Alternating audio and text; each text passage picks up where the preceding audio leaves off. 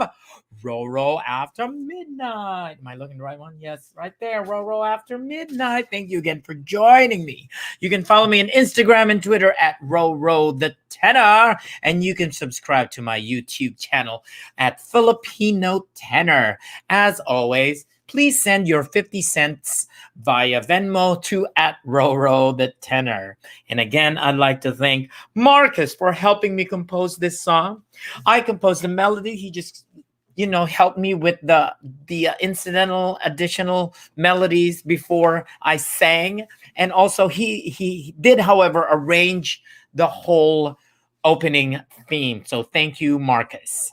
And as everyone know, this is a nightly live stream via Facebook. You can see down there and YouTube. Normally at 12:01 a.m. Central, 1:01 a.m. Eastern, and 10:01 p.m. Pacific. So just make sure you follow me and you'll know more about it. Also, today is our season 1 finale. Woo! Woo! See, that's like 3 notes. Woo! That's like 3 notes in there. It's amazing. So now we go with our joke of the day. Our joke of the day, just so you know, our joke of the day is generously donated by my husband, Steven. You can follow him at Steverino Hunter. Our joke of the day is, wait, we already have a comment. What's going on? Hi, Luciano. Interrupting me during my joke of the day. Our joke of the day is, yes. What's the difference between a butterfly and a housefly? One emerges from a pupa and the other emerges from a poopa. Hey, thank you. Isn't that amazing? You better laugh. Okay. And now for our for our flashback commercial of the day. I hope you like this flashback commercial of the day. Let's see here. Going here. Enjoy. Okay? It certainly is a big bun. It's a very big bun. Big fluffy bun. It's a very big fluffy bun. Where's the beef? Some hamburger places give you a lot less beef on a lot of bun. Where's the beef? At Wendy's, we serve a hamburger we modestly call a single. And Wendy's single has more beef than the Whopper or Big Mac. At Wendy's, you get more beef and less bun. Hey, where's the beef? I don't think there's anybody back there. You want something better. You're Wendy's kind of people. And my rice is done. It's beeping. Do you hear it? Yep, that's my rice. My steamed rice is done. Now, also, flashback commercial of the day, as well as the joke, is also donated by my husband, Steven. So follow him at Steverino Hunter. And before I bring in my special guest, please wear a mask, social distance, wash your hands, and use hand sanitizer every time you leave your house, whether it's the corridors, or the hallways. It doesn't matter. If it's not your place, you have to wear a mask. Trust me. Okay? Now, this one, with no further introductions, I'd like to, for my season 1 finale, awesome guest for tonight, and he's going to touch topics that's very, very, very important to aspiring singers, singers who are already in the professional world. So here it is. My teacher, the one who made it possible for me all through these years, the Helden tenor of all Helden tenors. Well, I don't know about that. I mean, the Helden tenor of my all Helden tenors. Too much, huh? The hype is amazing. Mr. Timothy Massad. Clap. Say hi, Tim. Hello. How are you, Riddell? I'm doing fine, but we are talking to our audience. Say hi to our audience, Tim. Hello, audience. Aw. So Tim Massard, this is Timothy Massard, but we can call him Tim. Tim is on Instagram at Timothy Massard. Okay. By the way, he never uses it, so maybe now he will if people follow him. So go ahead, follow him. He'll post, or Annie will post for him. Aw. And and now his information is right there. So the cool thing about Tim about the Instagram is, even though he doesn't use it as much, after we talked about stuff today, whatever you find interesting or you need more information, you could always send him a message on Instagram, especially if you're on Instagram.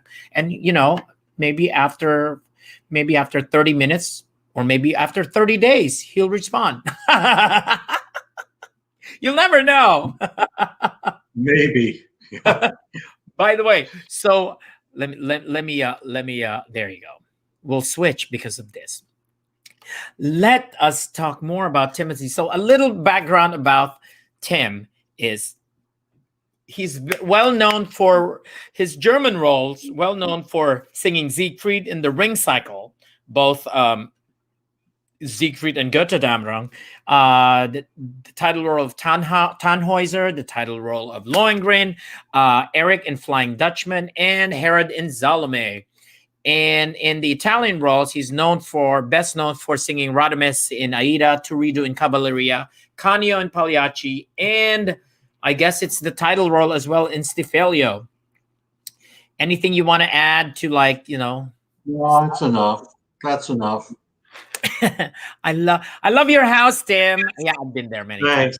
We like it too. Yeah, and he has sung in pretty much opera houses nationwide and also abroad in Seattle, in Los Angeles, San Francisco, Florida Grand Opera, in Stuttgart, in Norway, in Marseille, in Australia, a lot of places in Germany, of course. But most importantly, he actually got the is that pronounced pre? Yes. Yeah, Prix Melchior Award at the Académie du Disque Lyrique at Bastille Opera House for the Melba recording of Götterdämmerung. That's an Australian recording conducted by Asher Fish. Yes. Correct. Yes. So, does he take requests? Look at that. Luciana says, Lohengrin, does he take requests? He's probably not going to sing tonight, because it's really late on book. It's late, but he lives in a house, so he could be as loud as he wants. Well, maybe. I don't know. Probably not too loud. But before we go into discussions, I'm going to ask Tim, how is the weather there in Stevenson Ranch? Is that right? No. That's correct. That's correct. It's part of Santa Clarita in Valencia, where Cal Arts is, which is a famous conservatory, funded by the Disney Corporation. We're 20 miles north of downtown LA. So what have you been doing I know you're mostly at home and stuff, but is there anything that changed from you're mostly doing a lot of house, like what is that? What? Body work and no. What is that term? It's like you do a lot of the yard, all of these manly things. I don't do any of that. What? We have a gardener. We have house cleaners. And So what is the difference between pre-pandemic and during pandemic in terms of what you do at home? With my lifestyle, not too much. Okay. I mean, I'm retired and I'm enjoying retirement. Mm-hmm. I'm not all that public anymore. I enjoy what I did in the past, and now I'm just enjoying being with my family and doing family projects. And before the pandemic, we planned a lot of trips. I want to take my family to Egypt because I went there, 6 times as a consultant for their program, their opera program there. And I love Egyptology. And so we planned a trip there. We planned a trip to Hawaii. We planned a trip to Alaska. But all of that's on hold now because and my daughter lives outside of Munich. So, we've been to her home, but we were planning to go this Christmas time, but we didn't go because of the pandemic. Yeah. So that's been what I'm doing. Very little. Yeah.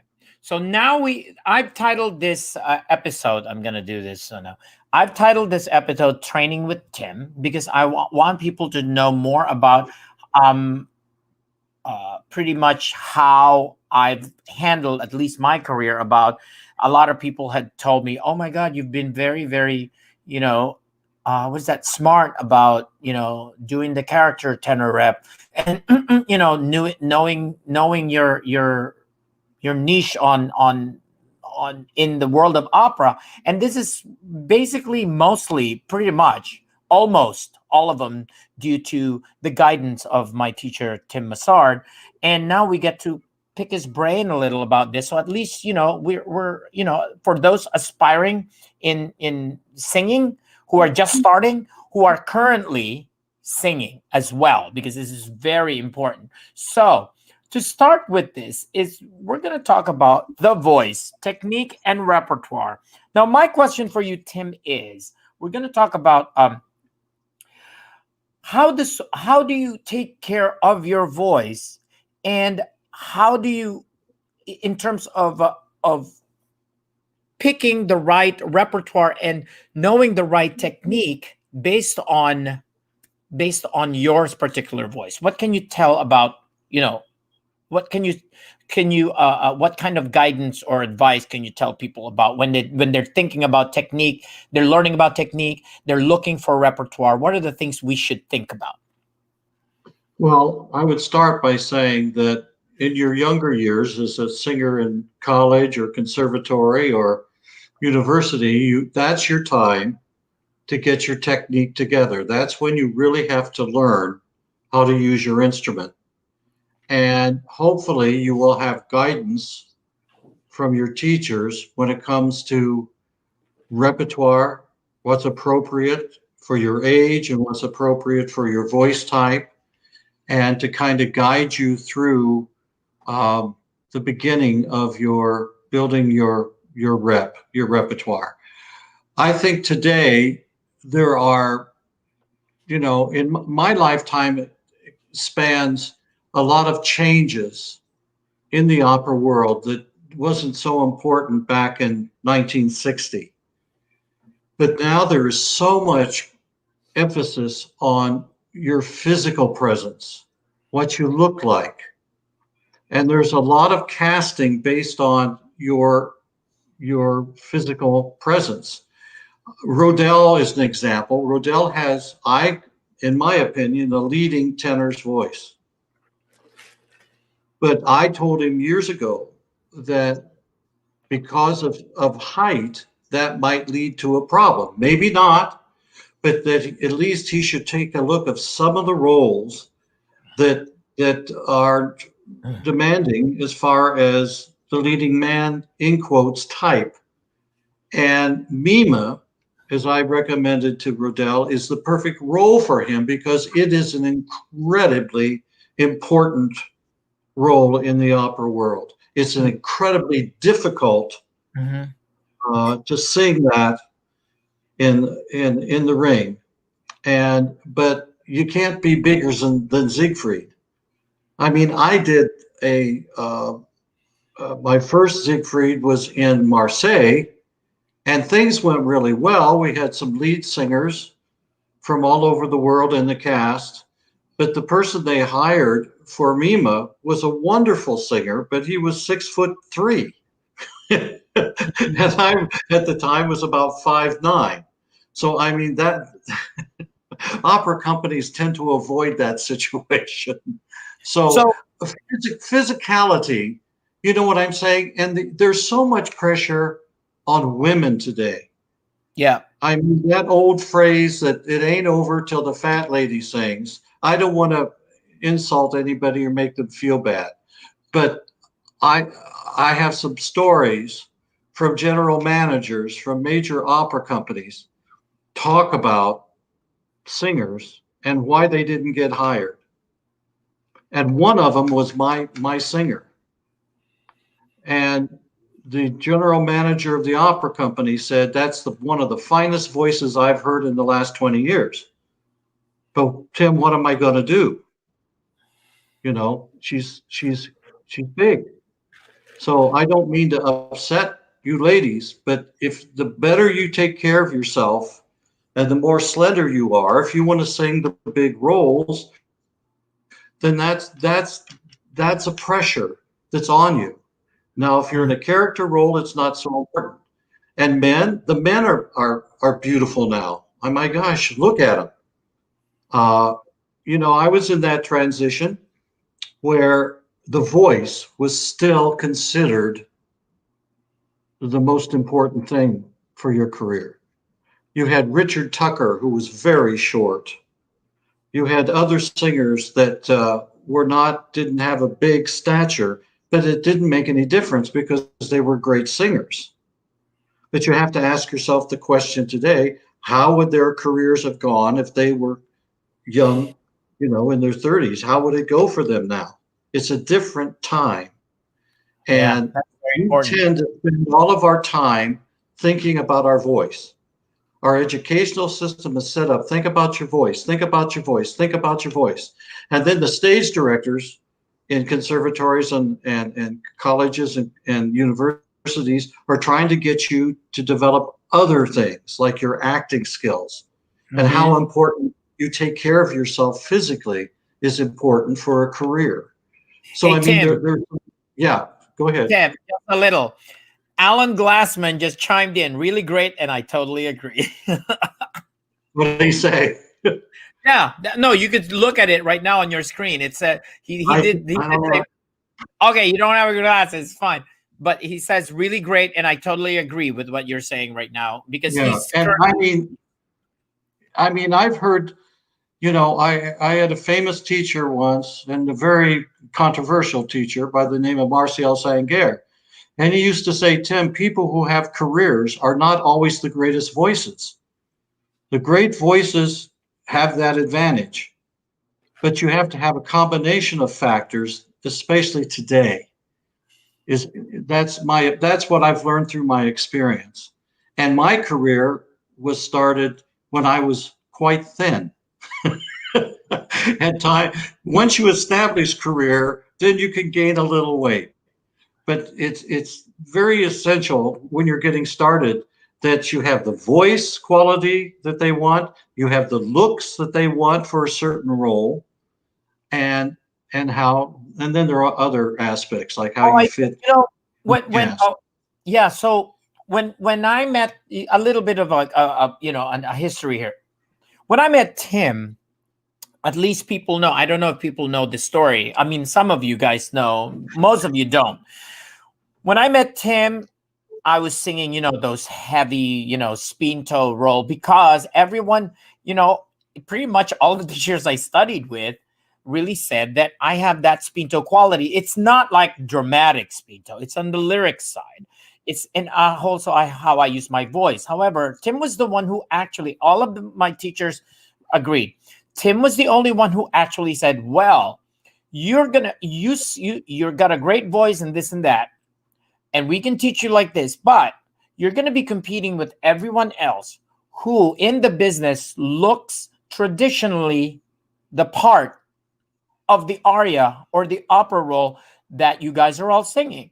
But then he said, but you have this innate quality of movement and humor and sense of humor that you could use to your advantage in the character tenor repertoire. And then he said, this is when Tim said, research, do your research, look up what character tenor rep there is. And that's when I looked over in the and on the web, research in the internet. And then then that's when I bumped into a guy, a name called Nico Castell. And that's when I'm like, oh, okay. So I emailed Nico Castell and asked for a repertoire. And that's when I shared it. Oh, yeah, I got a hold of it. And then, of course, Tim knew about the name. It's like, of course, everybody knows Nico Castell. So that's when I started it. But that's one of the things about it is I actually followed Tim's advice because, and this is what every singer needs to know, and it is the, what is that? The hard truth. It's okay to be inspired and to work on your voice, but we have to be, one of the things that Tim told me was, we have to be practical. We have to be realistic. We can, teachers in schools, have told me, you should do this and that. But Tim was the only one who actually became realized, like, you know what? This is your look. You have to go with, what do you want this as a career? Do you want to work as an opera singer? If you want to work as an opera singer, you have to go to this direction. And that's what, when I followed that advice, that's when my career, or even my journey, got better. So that's when I was talking, one of the things that we were going to talk about was promotion, repertoire, marketing, and public image, which you just touched, Tim, about, The other thing too, when it comes to you, characters in the field have to act. They have to know how to act. And you're a very fine actor, and you're very comfortable on the stage, and you are daring. So stage directors are going to like working with you because you will try what they ask you to do. And that's critical. But we get back to this idea of what you were talking about. You have to find out what your strengths are and know your weaknesses. And the other thing about category, there is one good thing about the way the system is set up, is that you go through an audition process. And as you go through the audition process, you're given feedback on repertoire and what seems suitable for you. Mm-hmm. But I would caution you, all you singers, that some people don't think I'm a Helden tenor. The Gayam Day at Stuttgart told me he thought I was a romantic German tenor. And his mind is that you do the lighter Wagner and you do the big roles. Eric and Lohengrin were great. And he liked my Siegfried, but the point was he thought my category was different than a Jugendliche Helden. Birgit Nielsen told me in the Melchior competition, she said, I think you're a Spinto, but you've got the high notes, so you can sing the tough Wagner things that where a lot of tenors with that baritonal heft can't quite handle the length of the opera and the tessitura. So you kind of let the business help categorize you. Yeah. I've been labeled a Helden tenor by many companies in Europe and the United States because that's what they think I am. Whether I am or not is questionable.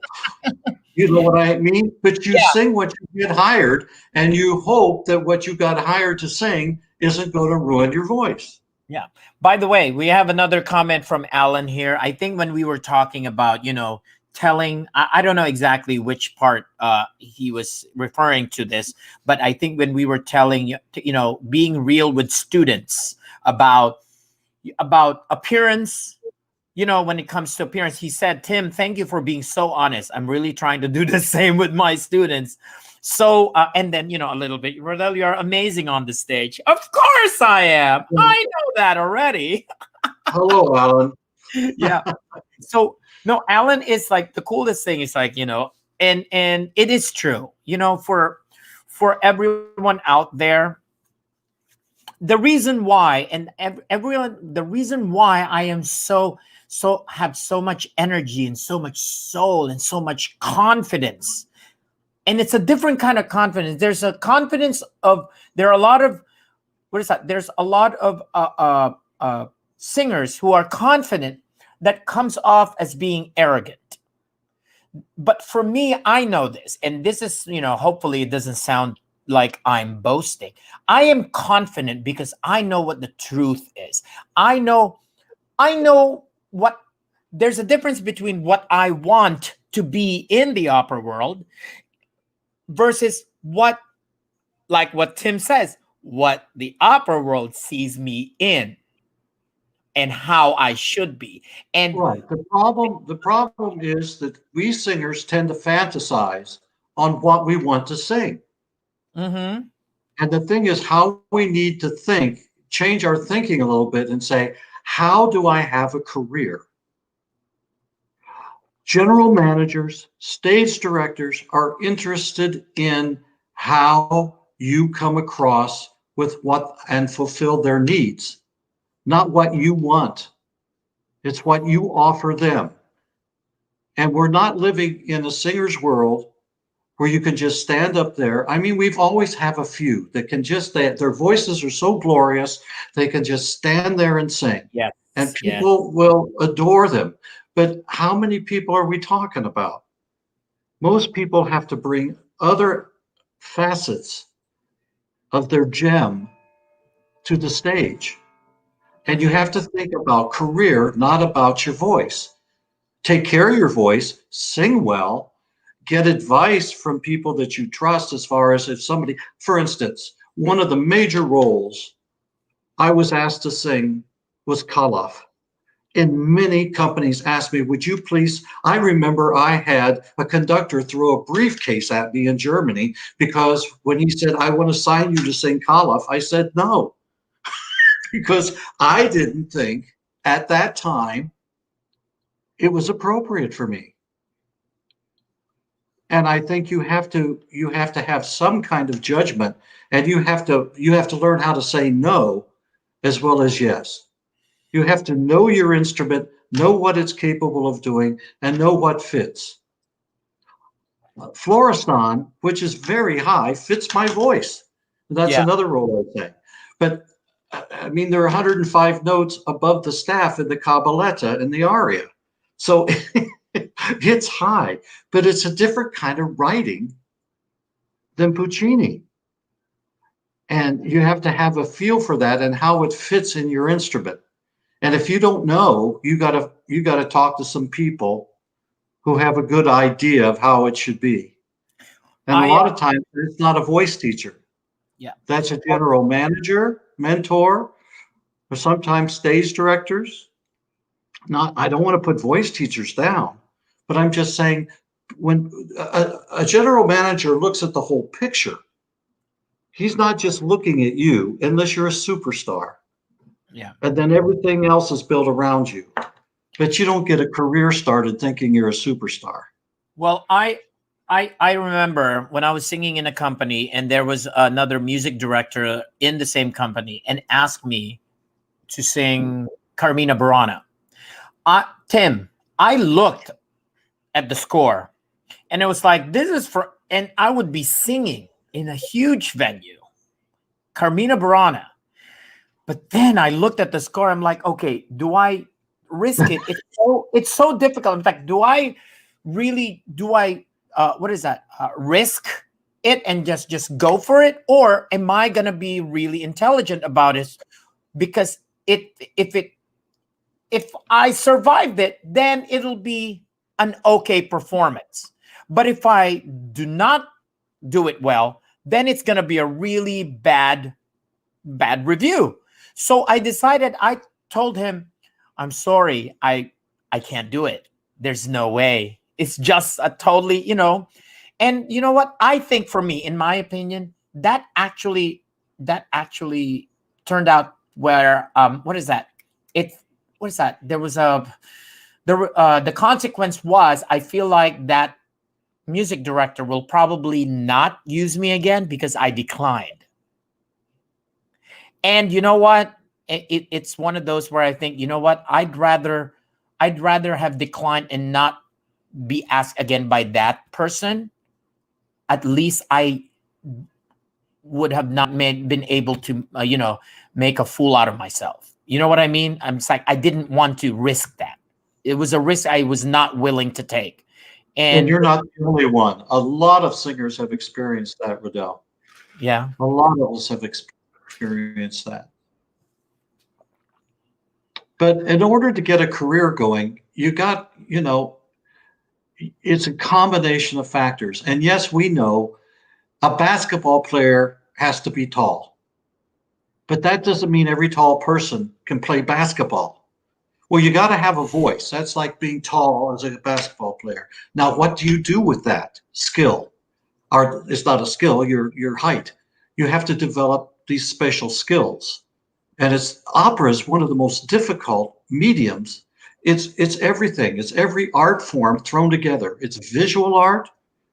It's what we hear. You have, I mean, one thing I love about Götterdämmerung is I just love hearing the orchestra. I mean, the finale of that opera, that's some of the greatest orchestral music ever written. So, I mean, there are all things come together in opera, and singers need to start thinking, how do they fit in that puzzle? Not about my voice, my voice, my voice, and my voice. That's the best advice I could give to a young singer. Here's the thing where I said the blue pill or the red pill. By the way, Tim, please forgive Tim, but Tim has not seen The Matrix. However, no. No. So I have no cybernetic skills. All right. So Tim, the terms red pill and blue pill refer to a choice between revealing an unpleasant or otherwise life-changing truth, which is the red pill, and remaining in blissful ignorance, which is the blue pill.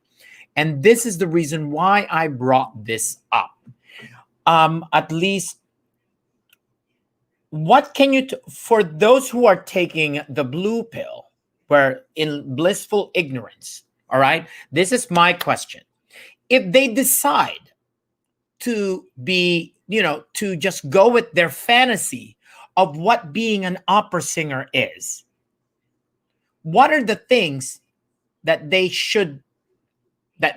when they experience it, should not complain about, should not bring up, and should not really feel bad about?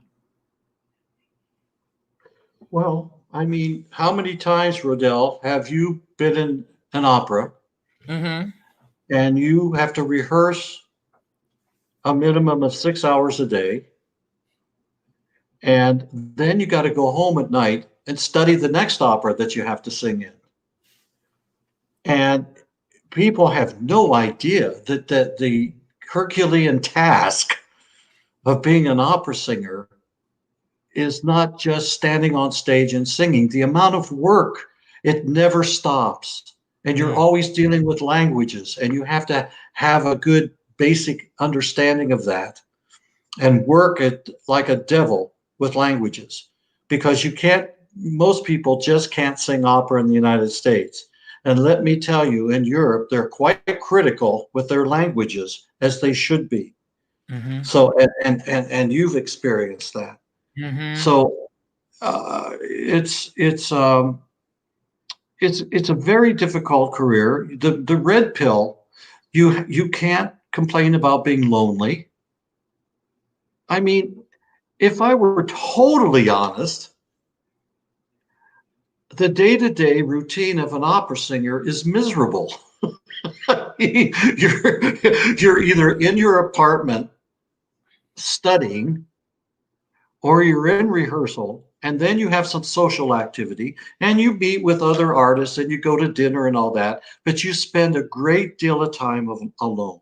So Tim, just to be clear, so when I said the blue pill, so these are the people where we tell them, if you're going to take the blue pill and you're going to think opera is just, it's just, all the world is just, it's all inspiring and this and that, they should be ready not to complain about, about having to study languages as hard as they can, not to, that's the one I'm talking about. What else should they not complain about? What else should they not make a big deal of and really just deal with the reality? What do you think? What are those things besides languages, and what are the other things they should expect that they don't know yet, maybe?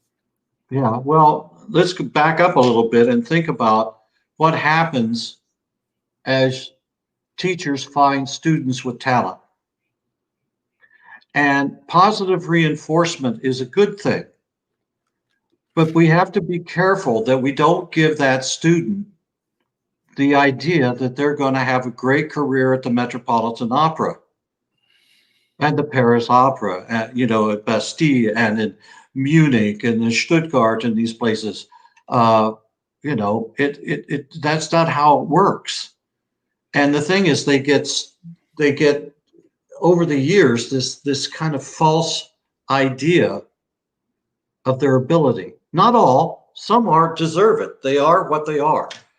But too many singers think and are egged on to think that there is a strong possibility of a career.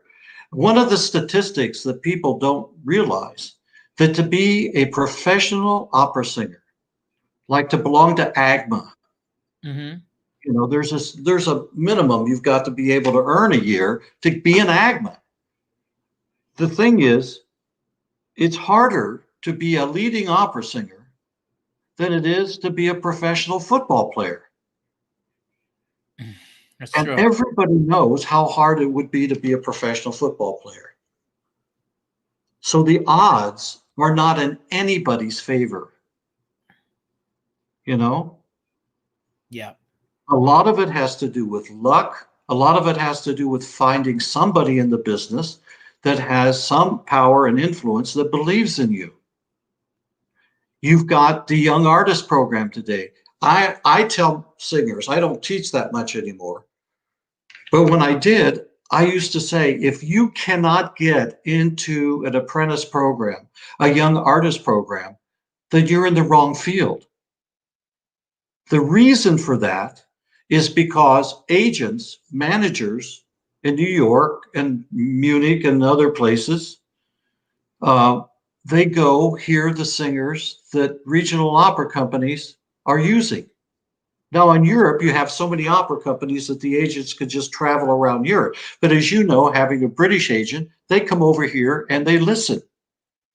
They listen, and it's very, for instance, I don't know, but I'm sure you're aware, it's very difficult for a lyric soprano to even get an audition in New York, because there are so many lyric sopranos already in these apprentice programs. And it's much easier for an agent to fly to Des Moines and hear their group of singers than it is to, go to 92nd Street Y and get the auditorium for a day and then listen, and for a week or 2 weeks, 3 weeks, 4 weeks, and listen to singer after singer after singer without really knowing other than what's on their resume and their photo. So it's very difficult today. That's what is really different today, is that if it's very difficult if you can't get into one of these young artist programs, because you're not going to be heard. You're not going to have the opportunity as much as you should to present yourself, because I think Riddell, as most professional singers know, it's a question of math.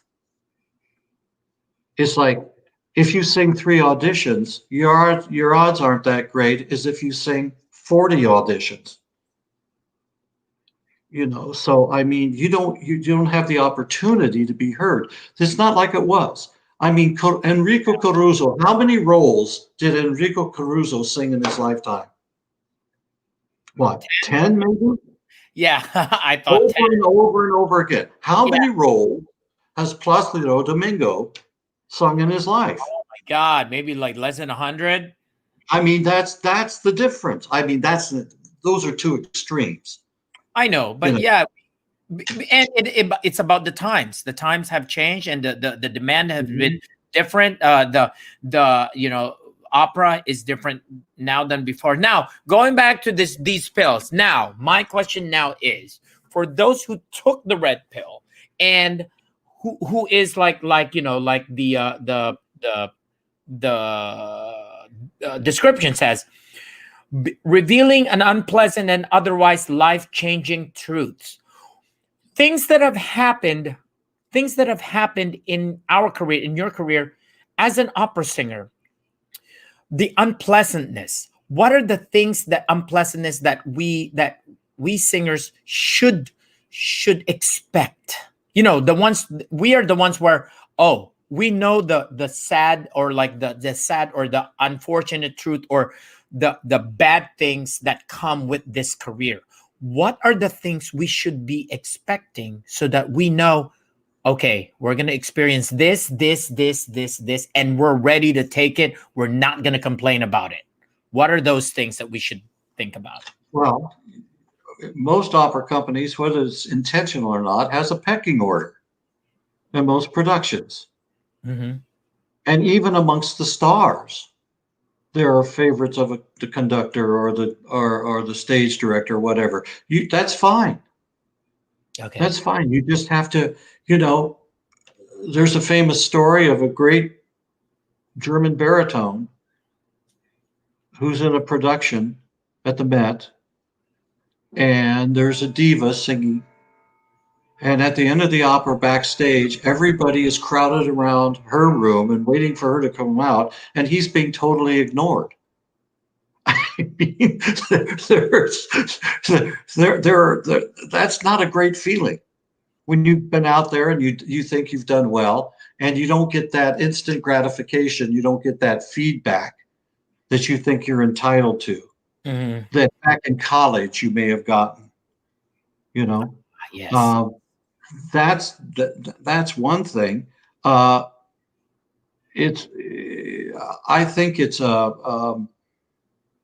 opera companies. Everybody has good intentions in a company and in a production, but there are always all kinds of problems, and it affects singers somewhat. I mean, some of the things that singers are asked to do on stage.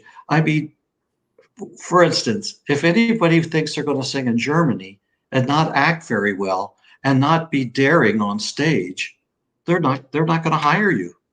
They don't care that you're the greatest tenor in the world. You just better be able to jump out of a tree. You know, because the stage director wants you to jump out of that tree. So I mean, there are things that are challenging and unpleasant, and if you fight it, then you're not going to get hired. You know, it's who's workable and who isn't. I wasn't the greatest example. You know, I'm pretty temperamental, but that's not the game. That's was the mistakes that I made. I was lucky I was in such a rare repertoire that I got hired anyway. You know, but you have to be a team player the best you can. And sometimes, you know, it seems, you know, I'm sure there are a lot of singers out there thinking, well, that's not a problem. Well, they come up. Those problems come up. Yeah, they do. They do.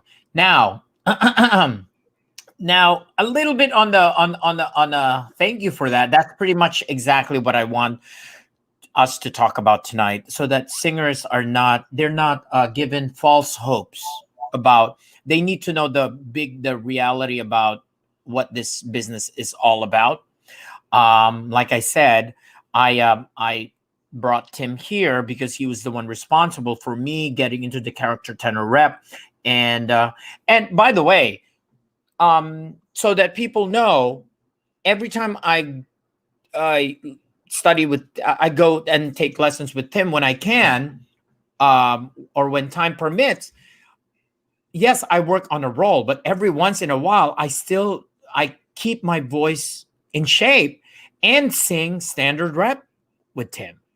And the thing about Tim is he knows how to, and that's the thing that I think people know, is like the technique is the same, but the approach to going around the technique is what Tim is really good at. Because when I take lessons with Tim and I'm going through Mima, yes, because he knows exactly how that role is. But then I'm gonna go switch to singing Alfredo. I remember Tim saying, "It's like, you can't do that. You can't sound like a dwarf when you're singing that phrase." Or like when I'm singing Mima, it's like, that passage is not an aria, Rodell. You can't sing it like it's like a freaking held cabaletta, you know. And that's the difference about. And I think that's one of the things that a lot of teachers do not teach. The technique is the same, but the problem is you cannot, and it's weird. I don't know how to phrase it.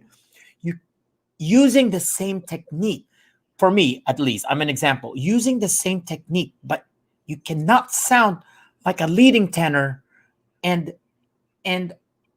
what you cannot produce the same exact sound if you're singing a leading tenor or a character tenor, but you have to use the same technique. And that's what some people don't know how to do. Well, It's let me give you the example. I remember when the Hong Kong International Festival invited LA Opera's production of Salome, with Maria Ewing in the title role, Helga Dernisch as Herodias, and I sang Herod. And Narrowboat, I think, was Stewart. I can't remember, his like Australian, very fine. But anyway, I remember, and they had this young conductor who was quite talented, very good. And we were in a rehearsal, and we got halfway through my role, and the conductor stopped. He says, Tim, I've talked to a lot of people about you. You've sung Herod all over the world. But he said, can you rough your voice up a little bit? It's just too pretty. I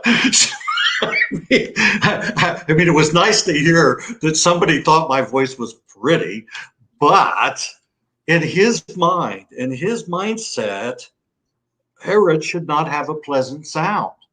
And maybe, you know, I took his advice. I mean, I wasn't all that nice about it. Which, thrilled. You're not thrilled about it. But I did it, you know, because maybe in his mind, I was getting too far away from the characterization of the role. Got it. So, I mean, that's a criticism you have to take. I mean, it's not that I had to just talk. I mean, I had sung it so many times and people knew me and knew I kept getting hired to do it. And I think, again, when you think about the aspects of a career, one of the aspects that I had, and this is what people a lot of times don't think about, is I had a reputation throughout the business that I was a fast learner, that I could learn anything. You're the same way, Rodell. You're right. You can learn fast. You know, I sang Tannhäuser and I only had 3 weeks to learn the role. Now, I almost had a nervous breakdown during the process, but, you know, and I wouldn't be able to do that again, save my life. And that's an extreme situation where every tenor was down and, you know, they knew I was up and coming, and so they took a chance.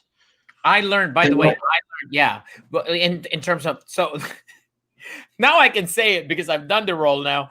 Mima, oh my God. And Stephen knows this. I had to call one of my best friends, Rebecca Camp, talking on the phone because it was the first time I was singing Mima in Houston. I procrastinated. The only thing I knew was the opening, which I learned when we were in UCLA, right? Oh, and this and that. I was learning it. I'm telling you, I had to cram the role in less than a month. I put all of the music in the computer, and I had music to learn. You know, I have recording of my own, like, you know, doing on Finale to learn it. And I was like, oh my God, 3.5 weeks. I'd like 2.5 weeks. 2.5 weeks left, and I've only done half of Act 1, and I'm like, oh, I mean, but really drilled it. But well, yeah, as you know, Rodell, as you know, the other thing people don't understand is the difference between the Wagnerian literature and the Italian literature. Wagner is wordy. I mean, how many words does Mima have? I mean, memorizing music is one thing, but when you memorize all that text, it's almost impossible to do it in a short time. I mean, it really puts a lot of pressure. And the only reason Mima is text isn't as long as Siegfried's is because Siegfried kills you. Kills the character. But you would have had more words. Mima, when he was on stage, never shuts up. Am I correct? That's true. Yeah. And- Oh, yeah. By the way, Tim, regarding look what Steven says about me. He said it was his own fault. It was my fault. I waited because I said no. Yeah. But then he says, but he did it. Yeah. And that I think we were just talking about like just how it was. So no, we were talking now on a different note, I'm gonna ask you this because I want to hear your memories. We're gonna start with the worst memory of performing. Oh boy. Like the worst thing that you like that you can think of. Well, I remember when I was really young, Okay. and Spade Jenkins at Seattle Opera had a lot of belief in me. Mm-hmm. And they had a conductor for the Ring that season that was very good. And he ended up conducting me in Lohengrin. We got along fine. But at this particular time, Spade insisted that I go in and sing with the orchestra, that I had that experience of singing with it. I was young and a cover, Yeah. and Spade said, you've got to know what it's like to sing with the orchestra. And I want you to go in and sing the duet at the end of the opera in Siegfried. Oh my. So I went in to the orchestra room upstairs at Seattle Opera. And I took my little girl, Emily, with me. She was like 4 or 5 years old. And she was sitting next to me. And then I stood up and sang. And after about, 20 minutes, a half hour, the conductor said, you got behind me. See what you're doing to this rehearsal? Please leave. Oh my God. Oh. So I'm embarrassed in front of the entire orchestra. My little girl is looking at me and saying, what did Daddy do wrong? Oh. I made one mistake and the guy took advantage of it because he didn't want me there in the first place. And he said, oh. I mean, that was an unpleasant experience. Oh my God, Tim, that sucks. Now you gotta eat crow, get back up on your feet, and not give up. And I didn't. And this man ended up conducting me years later when I had established a career singing Lohengrin, and it was a wonderful experience. He was very pleasant. And you know what it is like with Tex, with Wagner. And I can remember in a performance, he's in the pit, wonderful conductor. And I'm up there in the middle of the Sängerkrieg, the song contest. And there's a place where one of the other knights sings something, and then I come back in. And I can't remember what it is. What's my line? What's my line? And so from the pit, I heard this, Ish! That was the conductor.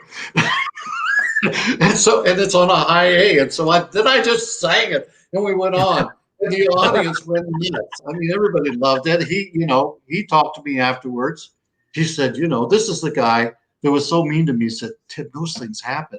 He said, there's so much text. You're fine. You did great. That's the same man. So you gotta have a backbone. Oh, so in terms of like, no, this is not my worst memory of performing because I have a few of them, but in terms of forgetting, I don't know if I told you this. In Houston Grand Opera, when we had one performance of one of the performances of Siegfried, and Patrick Summers was conducting. Oh, it's the act 2, and it's the dialogue between Siegfried and Mima just before, just a few, like about a minute before Siegfried kills Mima, right? Da-da, da-da, because there's two passages where there's a passage that starts when he starts talking, and then he's actually, what he's saying is the truth, and he thinks he's lying, one of those things. And that passage happens twice, musical passage, but it's with different texts. I got confused between those two. And in the staging, I was on some kind of like mobile thing. And I stopped and I was just pointing like this. And I stopped singing. And it was one of those wordy moments. And I'm like, how am I going to get out of this? I have no idea where I am. It's a good thing. For some reason, good thing I have good eyesight. I saw Patrick mouthing parts of the word, and I read his lips a little, and then I realized, then I knew. I jumped back in. It felt like it was like 30 seconds of silence, but really it was only like 5 seconds. But that was feels like forever. Yeah. I'm telling you, 5 seconds feels like 30 seconds. 10 seconds feels like a minute. Guys, that's exactly what it is when you forget. Usually when you forget something in Wagner, because of the wordiness, you're like, oh my God. So anyway, so that was in terms of nice, what's nice in in Aida at the end, Aida sings that beautiful tune. And then Radames sings the same words on and the exact same music. So you know what's coming up. that doesn't happen so much. The thing is, I mentioned the wrong opera. The Sängerkrieg is in Tannhäuser. This was in Lohengrin. But anyway, we're talking about ourselves too much. We ought to figure out what we can do for all these singers coming up. No, at least no. This have moments like that. One of the things is we talk about memories of this so that they know exactly how to proceed. You know what I mean? That's why we talk about part of ourselves. That's why. So now, what is the best memory of performing for you? What was the best of all of them that and this we're saying so that people could actually we would encourage them. It's like, if you really, really do all the effort and you really pay your dues and everything, you could possibly be able to have this kind of, you could have your own best memory of performing and you will be able to feel it. So what was yours? Say that again. What was your best memory of performing? Best memory of performing? Like, you have so many performances, but what one, like the best of them, where it's the most gratifying, but also where it was like out of body kind of like gratification, where it was not about selfishness, but you felt that you have accomplished what you wanted to do in your life? Well, I mean, there are different categories of gratification. Yeah. One of them is when I was hired to sing Florestan at Seattle Opera. Mm-hmm. And in rehearsals, I never sang all the way through the aria without doing some marking. I got out on stage, and it's the beginning of the second act, and it's pitch dark. All the lights are out, and no stage lights. They turn on the light that comes through the grate, and you're on your knees, and you're in shackles. And I'm going, oh my God, what am I going to do now? I'm lying there, and I hear bum, ba-dum, bum, ba-dum, the opening of that aria, and thank God that intro lasts forever. That's true. But I'm thinking, is this it? What's going to happen to me? And the baritone whispers from the wings. And he said, Tim, you got it. You got it. And so I started to sing, and it was going well. The aria went really well, and I got to the cabaletta, and I was thinking inside, oh, Jesus, Mary, and Joseph, this is when, this is when the rubber hits the pavement. You're gonna crash and burn. It was probably one of the best times I ever sang in my life. Wow. It just happened, and I was so glad. Sometimes I think what a lot of people don't understand is that we think it's the gratification we get from the audience. That's wonderful. Yeah. But it's this self-achievement that we feel that we've overcome a goal or a challenge, and we've met that challenge. When we don't meet it, it's not so pleasant. But I would say the other kind of gratification is when I finished my first Siegfried, and at the very end, the people stood up and cheered. I mean, that was a wonderful experience. When, well, I don't want to go on and tell more stories, but there are lots of those feelings. That was good. I think the Florestan story was really, really good. It's more, it's a goal. Like, it's a goal for you as a singer, as a singer and a person, to be able to not just achieve like beautiful singing, but to be able to finish something you started without failing. And I never had any problem with the aria again. I mean, with the role, it was fine. Yeah. But boy, I didn't know it till the last minute. But we all have those experiences, especially if you're a tenor. Yeah. You have lots of those experiences. On a different note here, we're going to show now that we've talked so much, we're going to look at some pictures here, and then you explain to us like, what these are all about. Let me see. Let me take that off first. The first one is this. Tell us this one. That's Siegfried in Marseille. That's the Siegfried. And who is Brunhilde here? Oh, she just died. Famous singer. Alan Glassman, if you're listening, help me. Oh, San Francisco, and she sang, recorded with all the great tenors, and I can't remember her name right now. That's just where I'm at. But anyway, she was my first Brunhilde. Huh? She was your first Brunhilde? Yeah. Wow. So Marseille, this is your first Siegfried. Yeah. This is when he goes up to the mountain and sees her. And he says, "Das ist kein Mann." This is not a man. Question. What do they laugh at in the US? They laugh because of always the translation. However, how are the reaction for this in Europe except in Germany? Like when you sang it in Marseille, how did people react? Well, let me tell you what happened in Stuttgart. Okay. I'm singing with Lisa Gastine. Yes. And the stage director, was very daring. I mean, the food fight that I had with Mima in the first scene was fantastic and dangerous.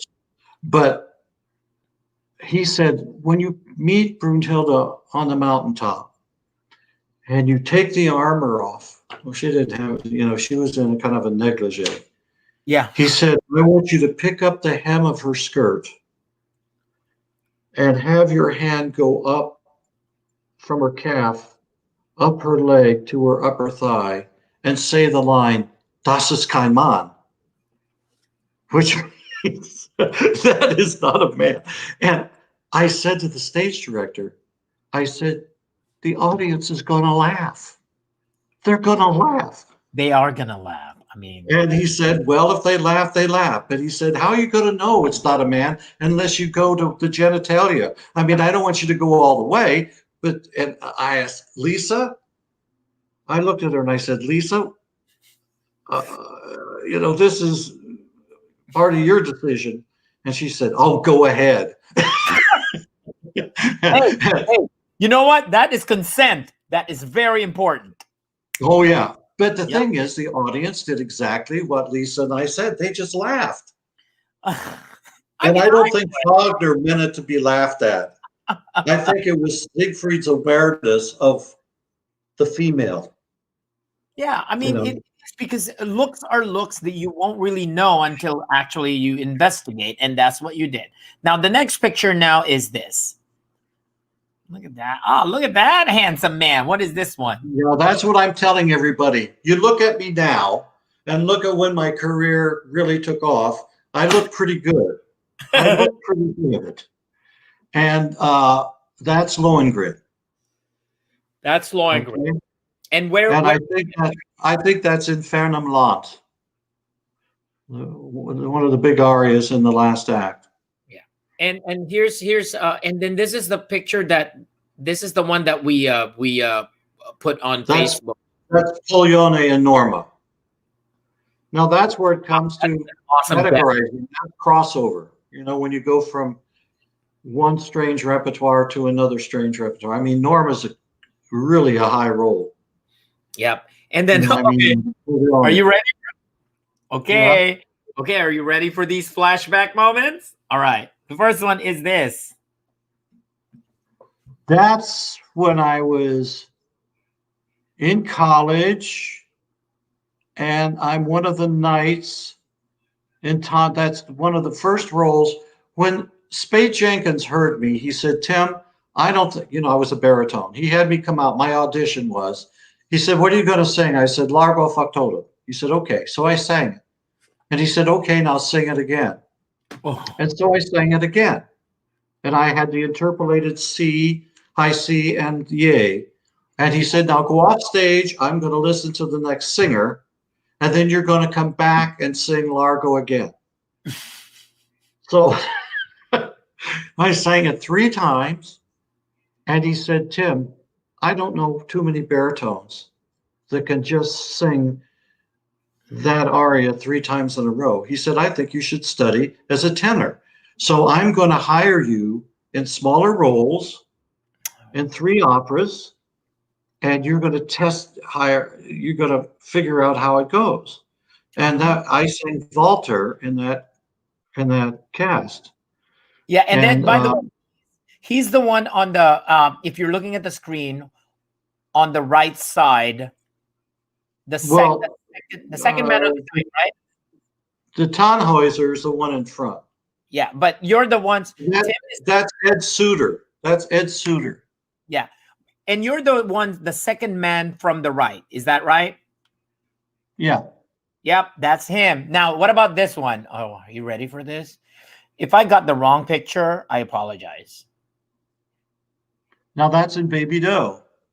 That's Archie Drake, who was a famous Wagnerian. And then when he got old, he did every character role at Seattle Opera because he was wonderful on stage. So which one is Archie Drake? Which one of these? Right, the one on the my left on the end. Oh, so he's on the far right. If people are looking at the picture, the farthest. No, he's right. on the far left as you look at the Far picture. left. Sorry, far left. The one with the beard, the older guy. Yep, the far left. Of Yeah. the screen. Got And it. again, this is one of those roles. I mean, I did like 3 roles in this opera because there's so many roles where you can double people. And so I did Bushy, and this is one of the dandies, and I did something else. But this is one of those small where Spade is giving me the opportunity to sing small tenor roles on stage. Awesome. And that's me on the right, next to the end. Well, that's pretty much wait, the last part of our show is what I call this is the one I was working on and I couldn't find. It's like, what would be the best one? The last part of it is, where did I put it? I thought I put it. Oh wait. So just a little background. Tim, can you give people a little background of, you're a tenor, you did most of your career in tenor, but a little background of what you started. I know we're doing it last. Where are you originally from, born and raised, and you studied as a baritone first, then become a tenor. Tell us about that quick, before we go to the end of our show. Okay, I was born in Delaware, Ohio, which is about, I don't know, I would say 80 miles from Dayton, where John West was born. So there are two Heldon tenors that came from Ohio at that time. Moved to California, studied. My first voice teacher was my dad. And then I moved on to, I auditioned for the Music Academy of the West and was accepted as a what was called then a baritone Martin, which is a high French baritone, which Martial Sanguer was one. And he was very interested in training me and grooming me for those kind of roles, everything from Mercutio to Peleas. And Peleas is really a tenor role, but he sang Peleas, so he thought I could sing Peleas. So that I got started, but I sang a lot of lyric baritone roles. And at the Academy, he even cast me as Falstaff in Falstaff, which is beyond how, I mean, I did it, but I can't imagine my voice singing Falstaff. And then at the University of Washington in graduate school, I did Ford with Frank Morera. And I remember in the duet between Ford and Falstaff, because he was the famous Toscanini Ford on the recording, and I had sung Falstaff. When we got into the duet, we started singing each other's lines. Nice. We knew the other part, and we got a little confused, but it went okay. But I entered the Met and did very well and worked up the ladder, and then I got disqualified. Oh. And they didn't use the word disqualify, but they said, we're not passing you on because you're not a baritone. Oh, wow. You're a tenor. And you better start training as a tenor. It's not we don't think you have the voice, but we just think you're not a tenor. Well, my teacher went berserk and was not happy and called the Met and yelled at Reese Stevens, and who was in charge of the total Met Council at that time. Tim is a lyric baritone, blah, blah, blah, blah. Well, we got this over and over again. And then he said, all right, we'll try tenor. Well, it didn't work at first because I was putting too much weight on the voice. And so I got hired to teach at UCLA. I went there, and a few people in the business said, you're a tenor, train as a tenor. So I did. And I remember it took me a year to make the transition. And within a year, I sang the role of Florestan at Seattle Opera. So I changed, and that changed my career. And that's why I'm saying you have to, I really didn't know my voice. I didn't really know my voice type, and it was stalling my career. And the minute I found this niche, my career just opened up, and it went on from there. So that's kind of the story in two, 3 paragraphs, what happened. Awesome. I really didn't think I was a tenor because I really didn't know what to do above the passaggio. I really didn't know what to do. Yeah. I could sing an A flat, and that was it. But then when I trained, my voice went right up. Yeah, and one of the things I want to tell our viewers is one of the coolest things I learned about Tim's teaching is I remember being in UCLA, and what was that?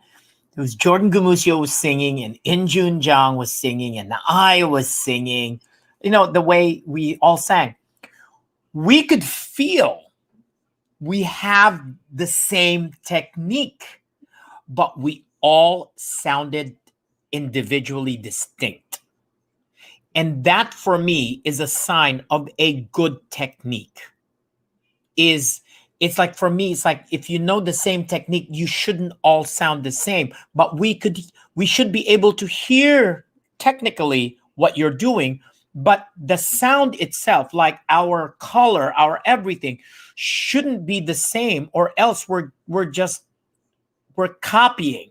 We shouldn't imitate each other's sounds, only how we produce the sounds. And that's what's so cool about Tim's students. And at least from my perspective, we're like, oh my God, I don't sound like. There are teachers where they all like I remember hearing a teacher teaching tenors, they all sounded the same. And I'm like, why would I study with a teacher who will make me, or at least even take a lesson with a teacher who's going to make me sound exactly like another one? It's like, no, I remember like Tim's tenors all sounded different with trying to do the same technique. And that's a good sign of a teacher. So just Well, want to, you know. the primary job of a teacher is to find out the unique qualities of the voice that you're working with and enhance those.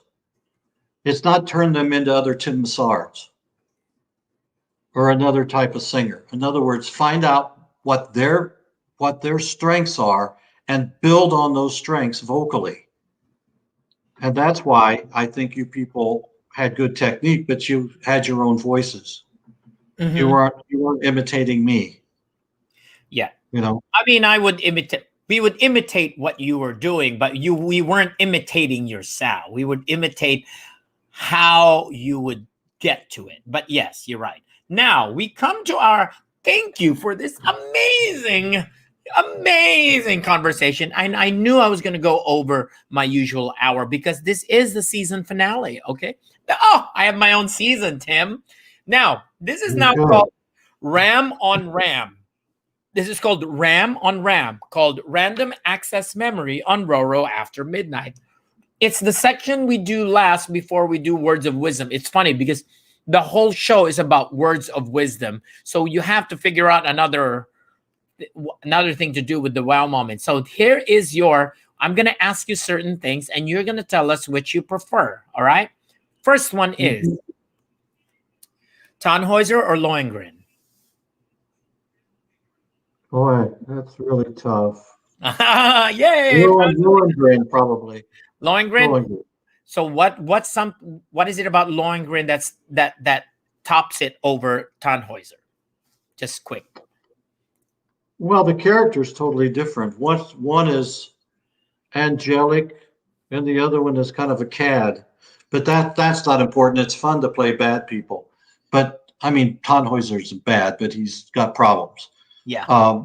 Lohengrin is so beautiful. It's so lyrically beautiful.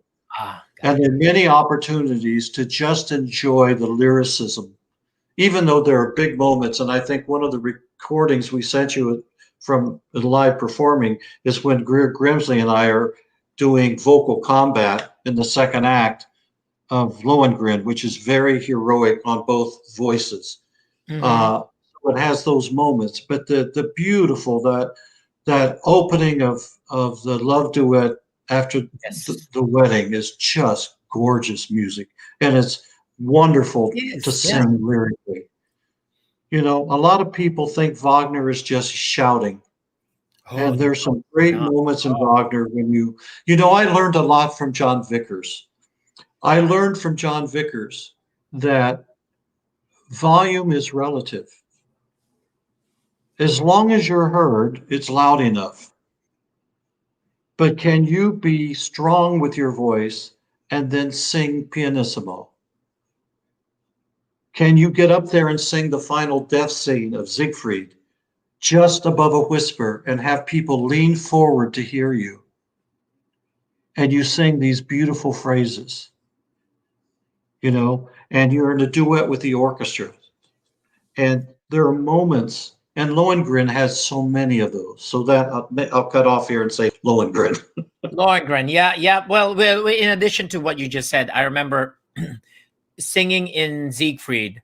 There are moments, even with the scenes, like there are moments that Siegfried sings. They're like, oh my God, this is so pretty, and I'm in this scene. You know what I mean? Not just because at some point a lot of Siegfried singing is by himself, and they're all beautiful, but some of them are inserted within a scene, like someone singing beautiful while Mima is in the scene is kind of nice, because that's something for me to kind of like, oh my God, thank God this scene is not all shouting and chatty. There's actually beautiful lines. So when Mima and Siegfried enter in the second act, and there's all this yak, yak, yak, yak, yak on both sides. And then Siegfried, Bima leaves, and Siegfried starts singing about his mother. And Yeah, that is gorgeous music. exactly. And when he hears the songbird, that's all gorgeous stuff. Okay, now these are the funner one now. Funner. Yeah. Is On the Rocks or Neat? Huh? That's the Excuse question. me? That's Ram on Ram. No, this is what Ram on Ram is. On the Rocks or Neat? Which one would you prefer? Oh, you mean like a drink? Yes. Oh, I of get course. it. You know, I'm 72. I'm, you know, I'm not as- Okay. On the Rocks. On the Rocks. The next one is we're just going by, not no politics, no environment, just state-wise, weather-wise. California or Florida? California, 100%. Ah, No question. No question. all right. I Oh, mean, Florida, if you like to sweat and slap off bugs, then it's a great place. oh, okay. So now this is the last one because this is, very musical. Do you prefer an overture or an interlude? Well, if it's Cavalleria, the interlude, if it's an overture,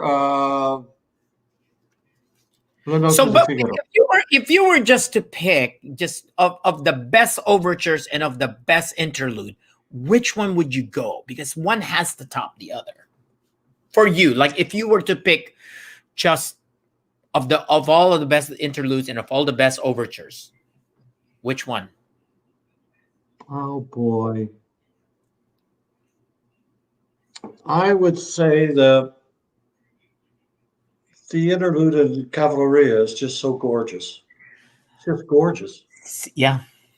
And I have a lyric soul, even though I don't come across that way. Yeah, that's awesome.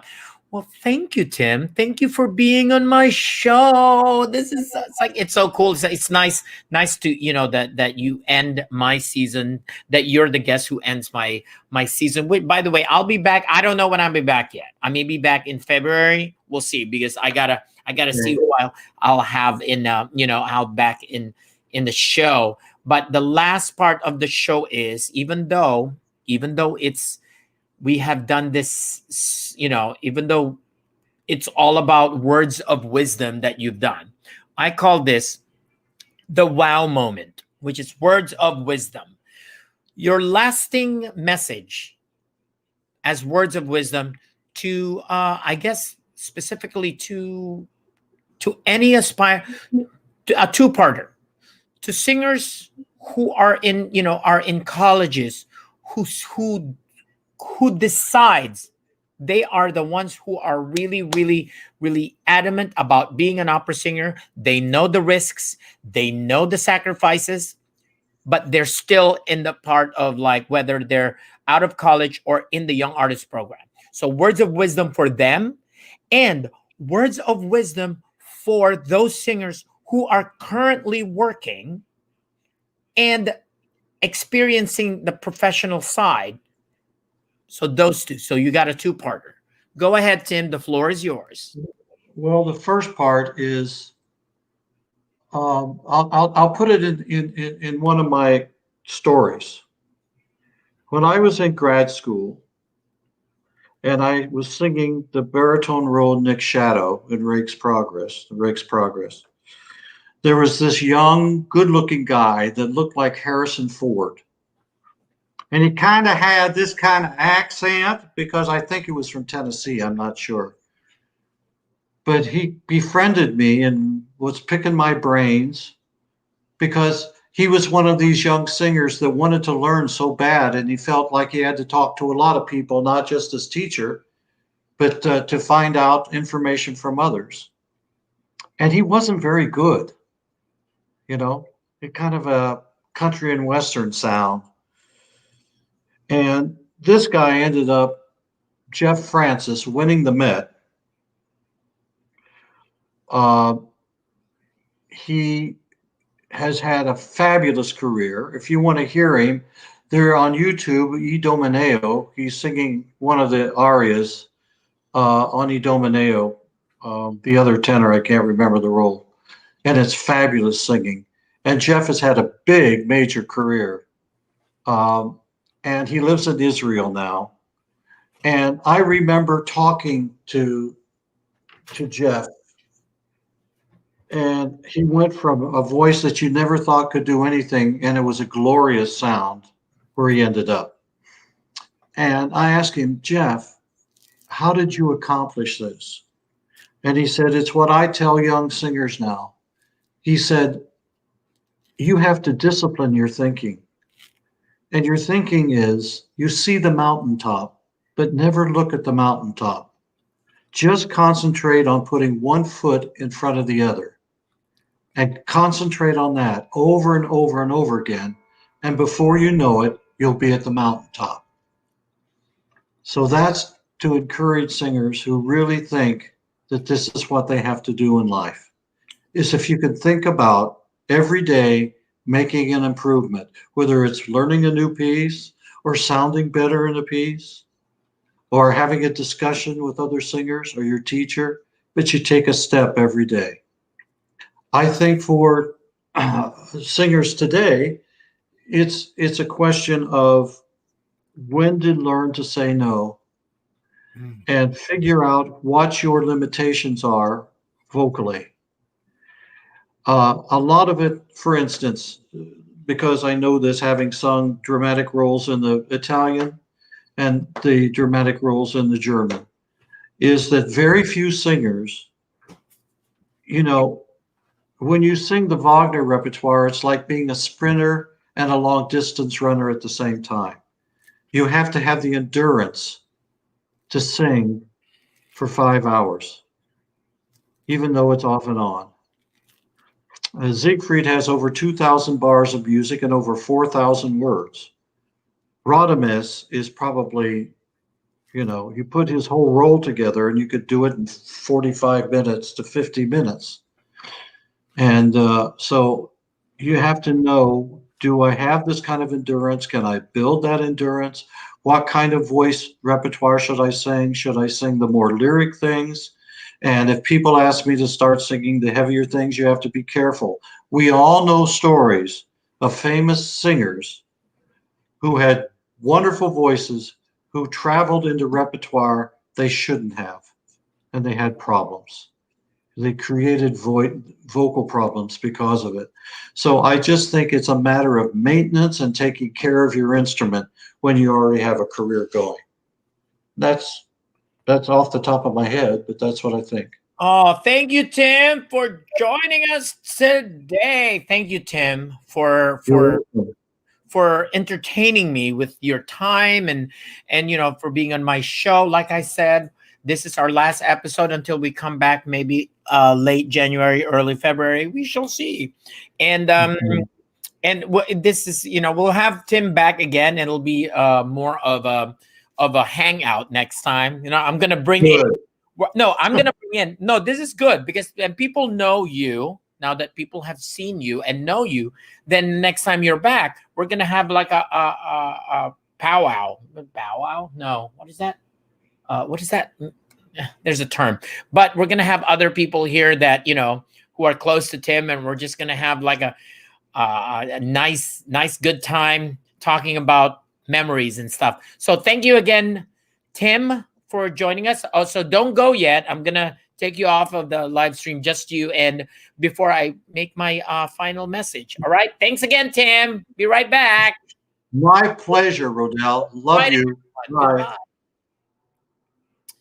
All right. Now, oh, wait. Someone made a comment. Oh, Q&A. Nope. No Q&As. No Q&As.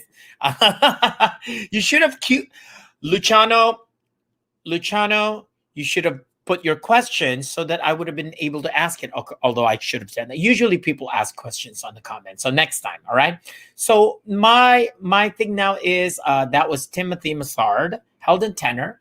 And now I'd like to say goodbye to everyone because thank you for watching Roro After Midnight Ram. And my new theme, thank you again to Marcus for helping me with that. And again, I'd like to thank what is that? I'd like to thank, who's that? I'd like to thank my husband for the joke of the day and everything. So for this whole season. Oh, wait, there's more comments. Oh, I see. Next time when you have him on show again, yes, we will have we will have that. Again, thank you for joining us at RAM. I haven't done it in a few days, but as I say goodbye, I'd like to thank everyone for watching. Row, row after midnight, RAM.